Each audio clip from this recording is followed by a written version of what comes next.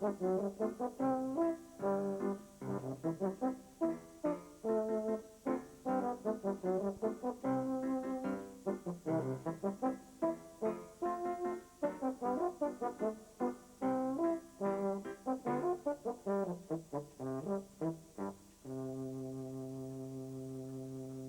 South Yorkshire landscape, created by centuries of industry, especially the mining of coal. Mining started here further back than you might imagine, and this monastery was its birthplace. Monk Bretton Priory on the edge of Barnsley, a foundation of the Cluniac monks, and believe it or not, the cradle of the coal industry. In the 12th century, the monks from here who were digging around in the countryside for ironstone, which was commercial, discovered coal. But it was only when some of it caught fire accidentally that they realised the potential. And from then on, they went into the commercial coal mining business, the start of a great industry. It was all very simple in the beginning. The abbot might have sat in front of the first coal-burning fireplace in Yorkshire. Very welcoming for winter travellers. Trouble was that things sometimes got a bit too warm for visitors. The monks had a nasty habit of robbing them. Eventually they had to be warned off by the bishop for that. It's not the sort of countryside where you'd expect to find tourists. Yet they are being catered for. The locals are proud of their industrial heritage, and local councils have created a series of walks called the Yorkshire Mining Heritage Trail to celebrate the mucky past. Graham Noble of Barnsley Council was in at the beginning, and I asked him how mining had changed recently. In percentage terms, you've got something over 20% of the workforce that were 10 years ago involved in mining. We're now down to less than 3%. So in that respect, mining is now a relatively small industry in Barnsley. But what we're wanting to do through the Heritage Trail is to celebrate that, the glorious past of the mining industry, and also to proudly boast the things that the mining industry has given us, such as the stately homes and the countryside and the industrial heritage. There's not much muck around Worsbrough Reservoir now. There is, in fact, a good nature trail, and the fishing's very popular. Great crested grebe, a real fisherman. Most of the human fishermen these days are ex-miners.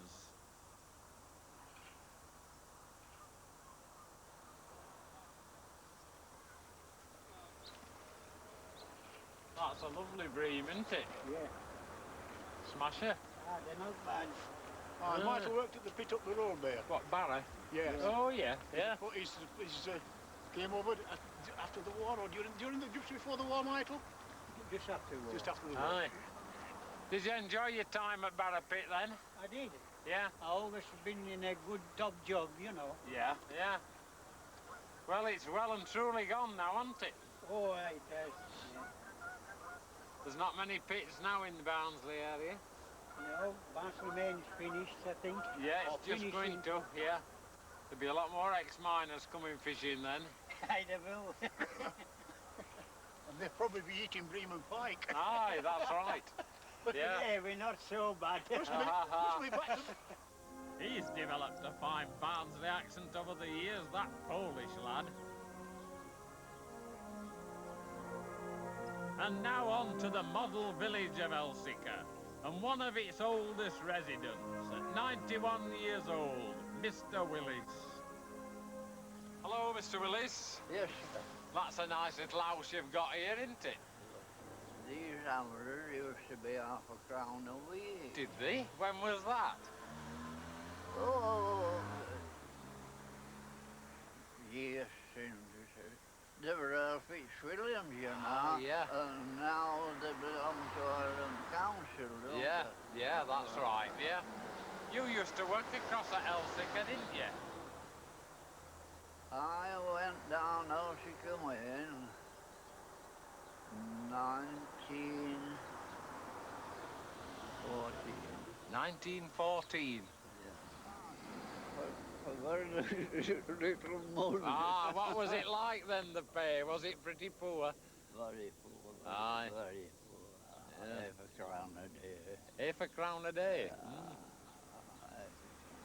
Very. It's not a lot, is it? No. If you had your time over again, would you go down pit again? Not if I could help it. One of the men responsible for getting the trail started was ex-miner, local councillor and local historian, Jim Marsden of Darfield. Well, the colliery behind us is Houghton Main. Yeah. At one time, that colliery, in my days, used to employ about 2,500 men and boys. Right. Oh. How But many this now? week, it'll be down to 300. 300. And the idea originally was I wanted to have the river, the churches, the footpaths, the beauty of Barnsley, Yeah. along with the mining industry, collectively into one. Well, it's Because gone I think- together well, hasn't it? I mean, you've got the best of all worlds here. Yeah, indeed. And it's surprising how many people use this thing. As you know, the River Derwent was very susceptible to flooding. Yeah. But here we've got it's now a man-made river. Ah, yeah, so they've altered it. It's And all- you've got a path out of it. Well, we've altered it, and the path is the refuse that we took out of the river Yeah. and built the flood bank with the muck out of the river. I'll So tell you something, it looks cleaner than it used to when I was a lad. it is indeed. But I remember I used to have me to take my boots off and walking through the damn thing to get to the pit.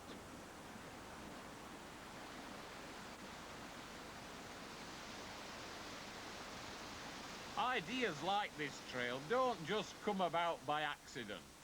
They need the inspired backing of somebody like Jim. He's interested in everything that goes on in the Dearne Valley, and he works hard at it.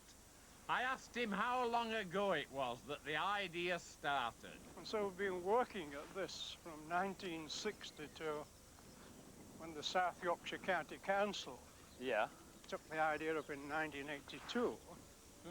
And the idea was to link Bretton Hall, Yeah, up there, yeah.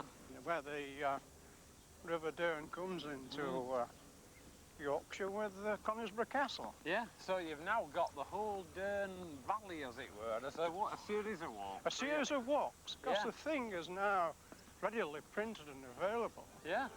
A 35-mile walk put into 8 brochures of Yeah. about 3.5 miles a time. The trail's not just about mining, it's about characters as well. In the local churchyard at Darfield lie the remains of Ebenezer Elliott. When wilt thou save the people, O God of mercy, when? The people, Lord, the people. Not thrones and crowns, but men. God save the people. Thine they are, thy children as thy angels fair. Save them from bondage and despair. God save the people. Well, the writer of that, in my opinion, wasn't much of a poet, but by gum, he was a social reformer second to none. Tell us about him, Jim. Probably want to disagree with you about it as a point to start with, but yes, I agree with you about him being a social reformer. This chap was concerned about the effect of the Corn Laws on the poor. Remember, the House of Commons at that time, 90% were landowners who said that we have got to protect our interests. Their own corn growing, they Their were own protecting. That's exactly right. And they said 80 shillings a quarter, we can't have any cheap imports. So what was the absolute effect then of the Corn Laws on the poor people of England? Well, they just couldn't eat bread. They couldn't afford bread, Michael. This is the whole point. That the law of the land, the Corn Law itself, made bread prohibitive to the poor. You mean that was because they were protecting home-produced bread against cheap available imports? Couldn't import, except when it reached a certain tariff barrier, and we heard about tariff barriers today, but tariff barriers to the people of 1850 meant the difference between living and dying. It's a strange thing about Ebenezer, poor old lad.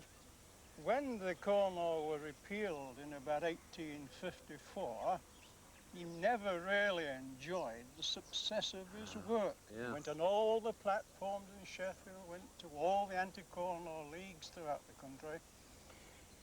But by 1845, his health and his wealth started to disintegrate. So far as your comment about him being a point concerned, could I just say that I said to you I didn't agree with you? Let's see what he says. Doctor said air was best. Food we had none. Father with panting breast grown to be gone. Now he is with the blessed. Mother says death is best. We have no place to rest. Oh yea, we have one. Well, I've Now- got to admit, he could put it in a nutshell when he was of a mind to. That to me sort of sums up exactly the fight of Ebenezer Elliott. There's no doubt about it. South Yorkshire's seen some hard times, and the history of mining is full of disasters on a grand scale. Safety improvements came slowly, usually forced on the employers by tragedy.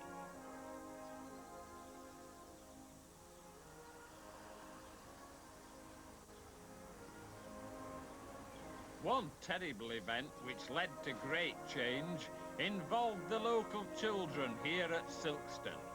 Jack Woods told me about the Huskar Pit Disaster. These young children as low as 7 years old, Yeah. was that a normal age to start work? Yes, yes. In the coal industry, they started working at 7, but there was one instance that I've seen, I think it was in the Wakefield area, when a child was stuck down at 3 years old. Well, what could a child of 3 do in a pit? Well, nothing really, because both the husband and wife worked underground, but no one to look after the child, so they took it down and it just slept while they worked. Good Lord, and what did these youngsters, what were the working day or the working weeks like? Well, they worked 6 days a week. They started at 6 o'clock in the morning, and Jenny finished about 4 in the afternoon. So in winter time, they wouldn't see any daylight. Yeah. And what about schooling? Didn't they have any? No, no, not at all. Only Sunday school, Sunday. Yeah. But they weren't educated, they just learned about religion. And was there any sort of welfare? Did the private coal owners of the time, you know, give sick pay or holidays or anything like that? There was no sick pay. If a man couldn't work, he hadn't any money. Well, that's the memorial then to the Huskar Pit Yeah. Disaster. Yes. When that's the did it memorial. happen and what actually took place? Well, it happened on the 4th of July, 1838, about 153 years ago. And what actually happened, there was a shaft, then there was a labyrinth of underground workings, and then there was a drift where you could walk out.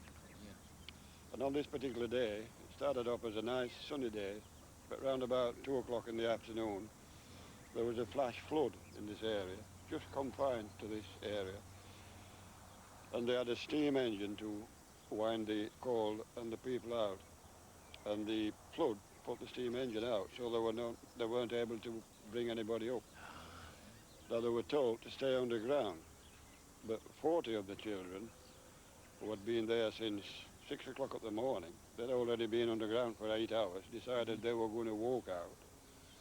And at the bottom of this shaft, this drift, there was an air door. But they weren't to know that a small stream that was running near the edge of the shaft, that had turned into a raging torrent.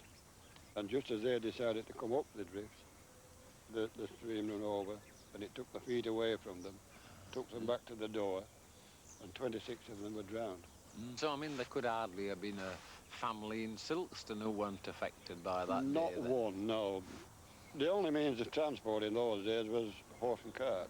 And just imagine, you know, cart after cart coming into the village, with one with 2 bodies in, one with 3.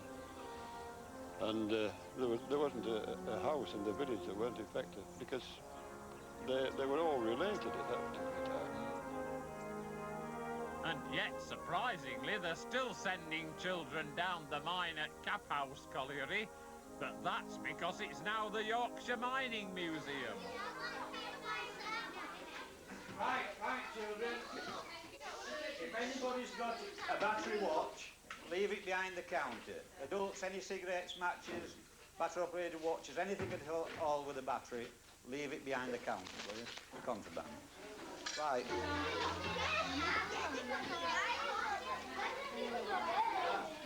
Down there.